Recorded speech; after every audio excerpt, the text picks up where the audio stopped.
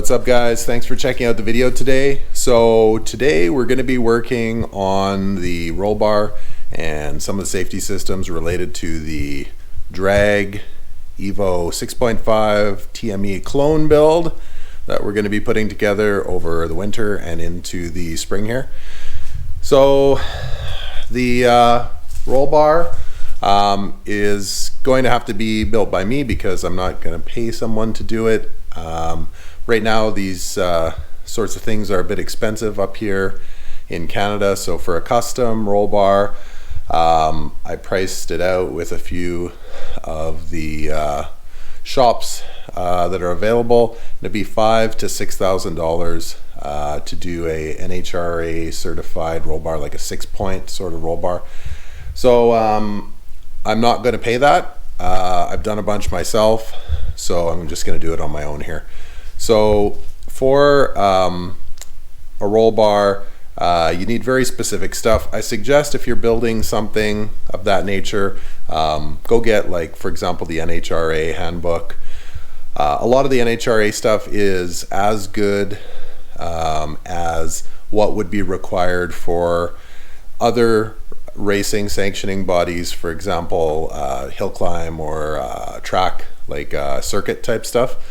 But the NHRA handbook is a really good starting point as far as what's legal and what's not, and that's pretty universal for North America, for the US and Canada.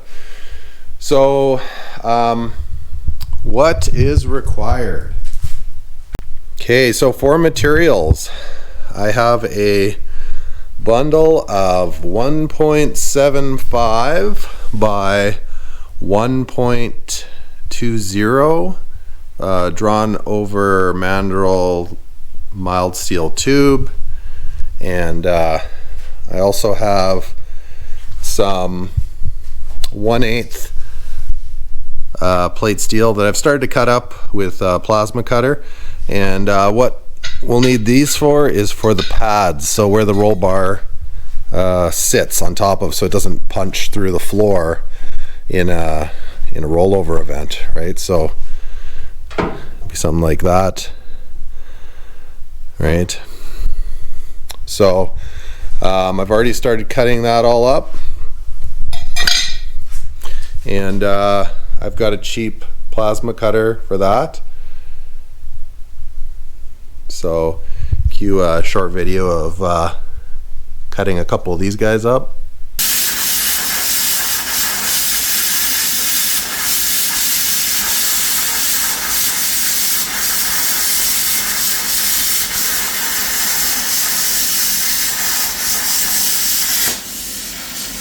Now, when you're shopping for your DOM tubing, a few things to consider is that there is a wide variation of price out there. So some of the bigger chain stores, like the retail metal stores, they could charge up to $15 a foot. If you shop around and you look for smaller operations that maybe are like one-off kind of independent businesses, I ended up paying about $8 a foot. Now, what that'll create is all the metal for the roll bar is about $500 thereabouts. So now if you think about what I said earlier in the video, that I'm getting quotes from $5,000 to $6,000, you can see how much, potentially how much work it is to do this, but also specialized tools, right? So you're gonna need a decent MIG welder at minimum. You're gonna need something to cut the tubing, something to notch the tubing, so there's tubing notchers, and you also need something to bend the tubing, and that is a manual or hydraulic bender. So that's where you get the price from, is that there's an investment in tools, and so if you don't want to buy the tools, then it's $5,000 or $6,000 to get this done. So yeah, so I'll show you some of the tools that you'll need at minimum to do this job. All right, guys, so let's take a look at a few of the machines that are going to be required to bend up this roll bar, weld it up. Some of the major stuff that really you can't get around needing, and like I said earlier, this is why the specialist shops can charge so much. So let's take a look. So keeping in mind that I have basically the minimum tools to do this job, because some of this stuff is a bit expensive. So this is going to be a manual pipe bender, and I've just got a piece of pipe in here just to show you guys how this works. So it goes into a collar here. There's a large die that turns and is beveled out, so it follows the pipe as it gets pulled this way, and it bends across the die. Being a manual machine, it's leverage. It's with these two big serrated arms. So it goes in there, you pull,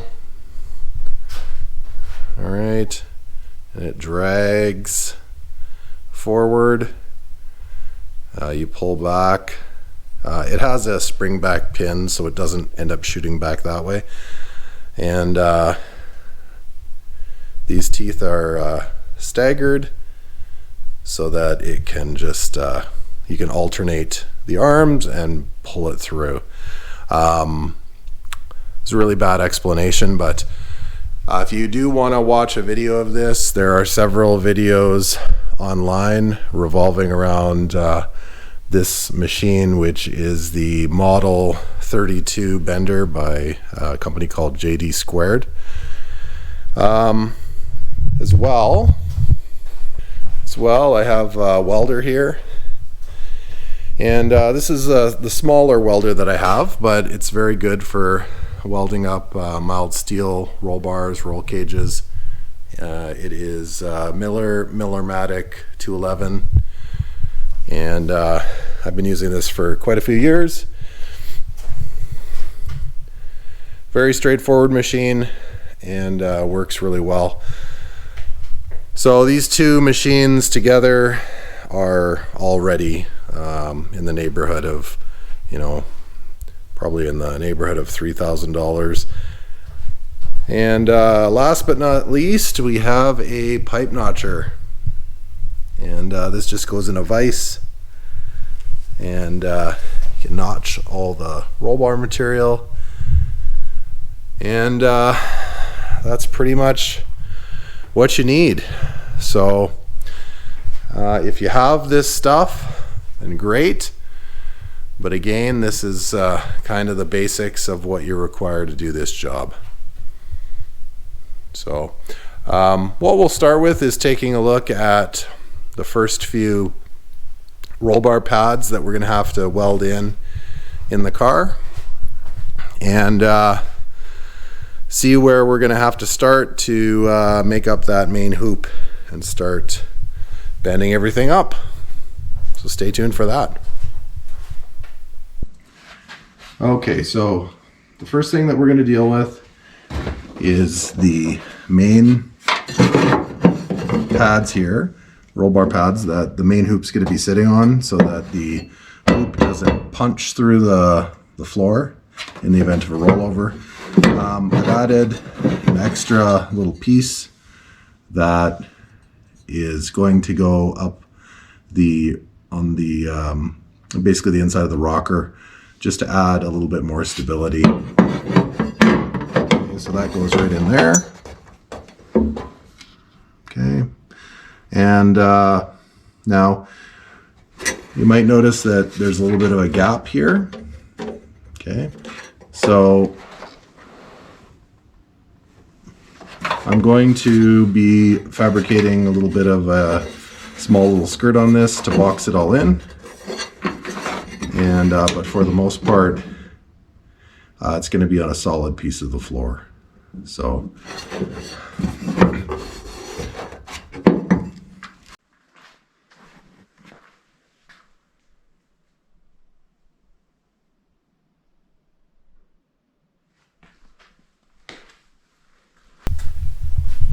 So what's done here is we have two pads welded in at sort of where your feet would be inside the back seat of the car, and this is where we're going to be mounting the main hoop.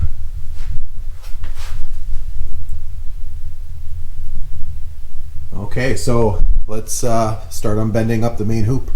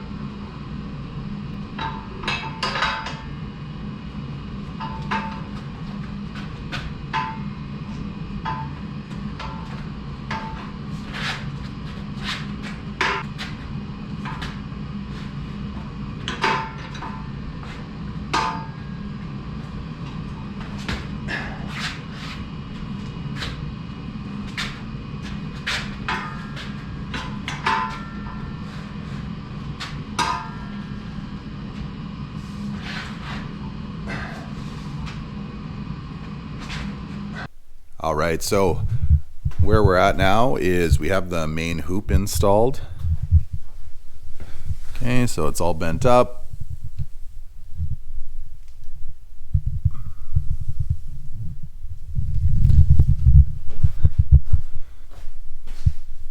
Okay, so the next thing we need to do is we need to gusset this side.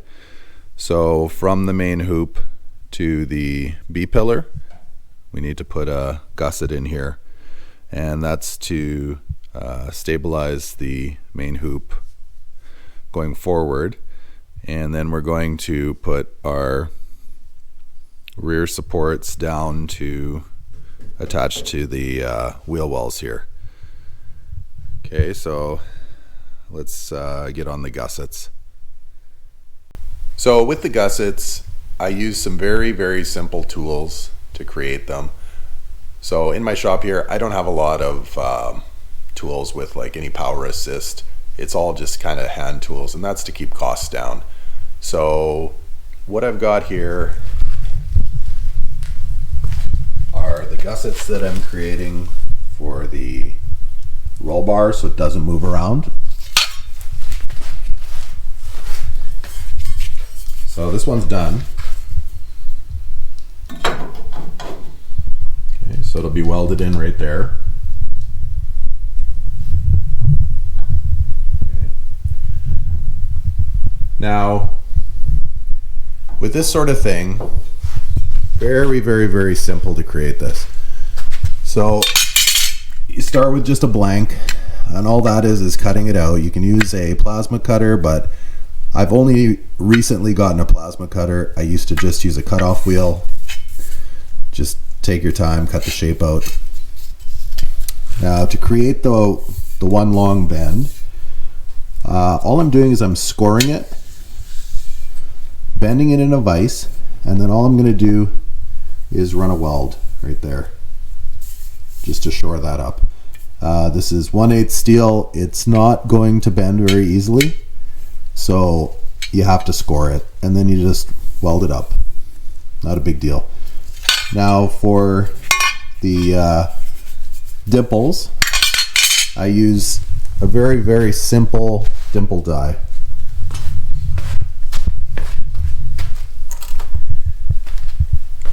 Now you can put this in a press if you want, but it's a 1-inch dimple die. It separates, and it's very simple. So you could put it in a press and compress it, or you could just use an impact, tighten it down.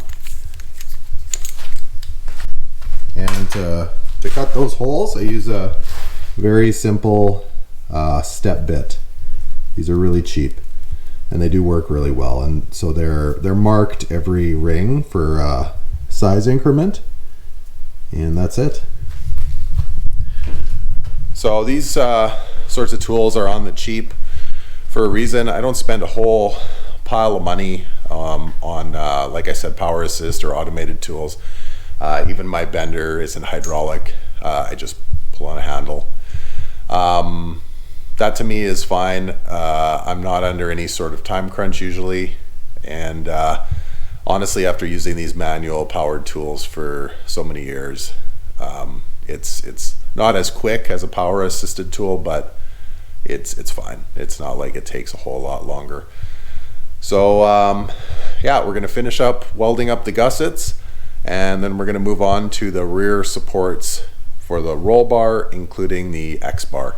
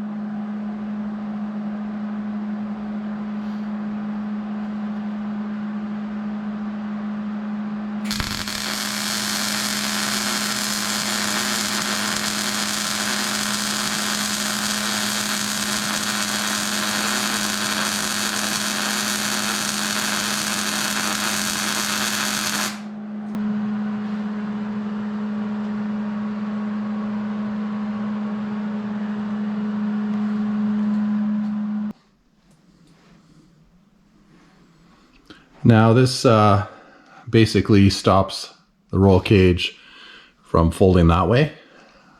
And to complete sort of a triangle, we're going to have the rear bars come down here and anchor on the pads on the wheel well, which I haven't made up yet, but that's going to be the next step. So make up some 6x6 pads for the wheel well for that bar that goes like this to land on. So the idea is for safety, but obviously just having experienced driving these cars in time attack, once you put in a well-braced roll bar or a well-braced cage, it really tightens up the chassis a lot and allows for the suspension to work. So that's another added bonus. All right, so let's continue on.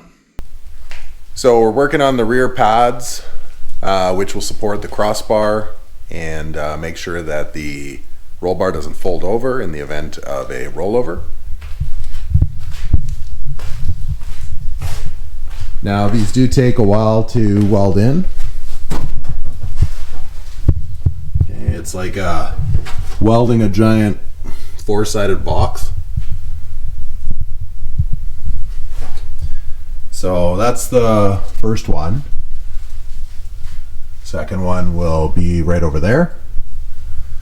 I have them slightly angled towards the corner of the hoop. And that is so that we can run a bar effectively from here all the way up to the corner here. Without too much angle on the pad, which will cause the base of the bar to want to shear, right? So the pad, if you look straight down, sort of angled like that, and it's to aim for that corner right there. So that's the idea. So one down here, one more to go. All right, so just working on the rear support bars here. Now, a little bit of a trick I use just to save material is for the mock-up, I use black ABS pipe. So this is 1.5 inch ABS pipe. Now this matches up close enough to the 1.75 inch diameter steel pipe. Because one is predominantly measured by the inside diameter, one by the outside diameter. So the 1.5 inch comes close. It's actually slightly bigger than 1.75 inch on the outside. So what I'm doing here is I'm using ABS to mock this up. So ABS, so I measure the angle, you know, get it kind of as close as I can. And then what I'm doing is I'm using the ABS because the idea would be that the ABS is about the same size and it's very easy on tooling. So I have the hole saw that goes through and cuts the notch out. Okay, I already did that.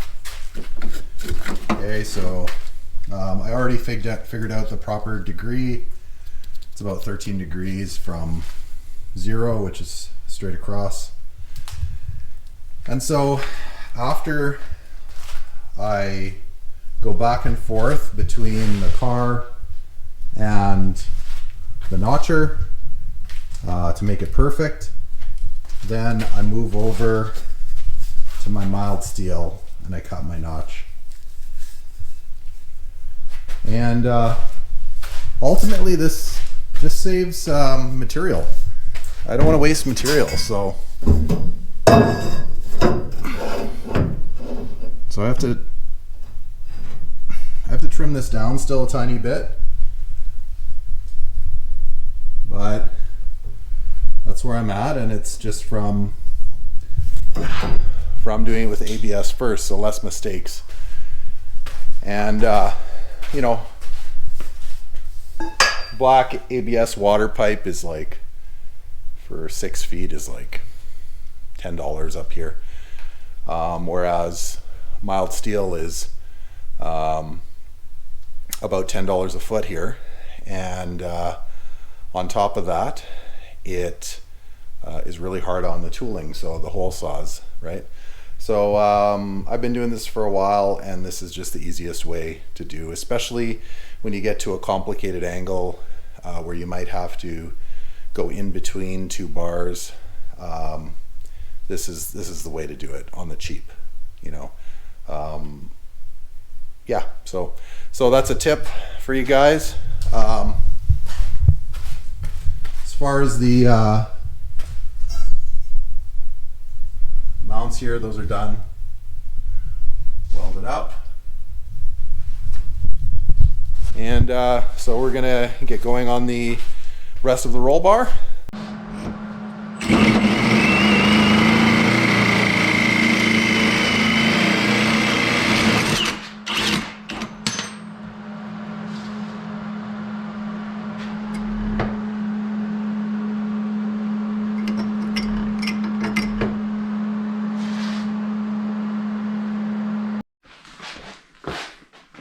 All right, so we have the bars leading to the back welded in, and now the next item that we have to do is a bar that goes from the top of where the driver's head is across to right here.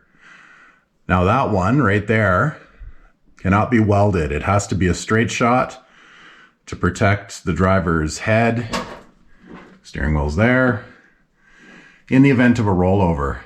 And then to make the X, we would tie in like this, right? To create the X. Now those can be from cut pieces, right? But the main long stretch across shouldn't be cut. That should be the one that's just a straight piece of pipe. All right, so that's next.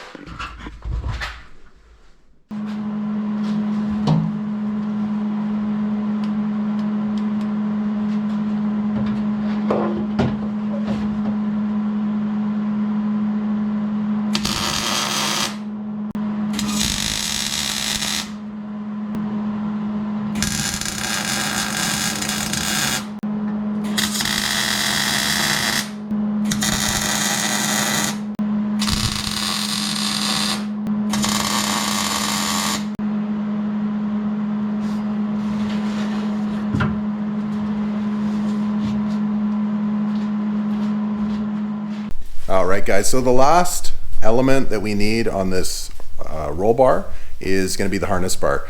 So the harness bar runs behind the seat horizontally, and that's what you're going to anchor your seatbelt to, your harness. So there are a bunch of measurements that you have to adhere to if you want that harness bar to be legal at the drag strip or on the circuit. And a lot of that has to do with the height of your shoulder. So this is where it becomes a little bit of an issue if you're sharing a race car. Now, in that situation, the problem is that a lot of the measurements for the safety for the roll bar or the roll cage are tailored to the size of the person in the driver's seat. And so for the harness bar especially, the harness bar needs to be placed within 4 inches of the top of the driver's shoulder. And so what that stops is, in the event of a collision, is if the harness bar has too harsh of an angle, as the force goes forward in the car, the harness will compress a person's back or spine. And so you don't want that to happen. So it's 4 inches below the shoulder is the outer limit. So if you take a look, I've already welded the harness bar in the car. Okay. And so the whole roll bar here is pretty much finished. Now, if I look over here, so this is where the driver sits, and on the pillar here, I made a little mark where my shoulder would be, the top of my shoulder. And so for this, the bar is 4 inches lower than where my shoulder would be. So that's at the outer limit of what is allowed for that placement. Now, the reason I did that was because in this type of situation, I'm going to use the stock seat, and if I do get another seat in here, like a bucket seat, and I use a lower profile slider, it's going to move the seat down. So I still want to be within that 4 inches. So I put it at the outer limit of the 4 inches. The bucket seat's going to sit me lower. So I have a few inches to play with as far as my shoulder getting too low on the bar. Okay, so that's pretty much how that works.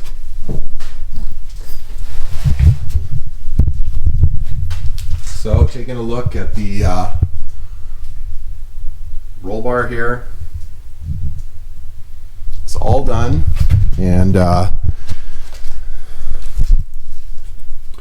this point I'll be wrapping this up and moving on to another piece of the car. So that's it for this video, guys. Thank you for checking it out.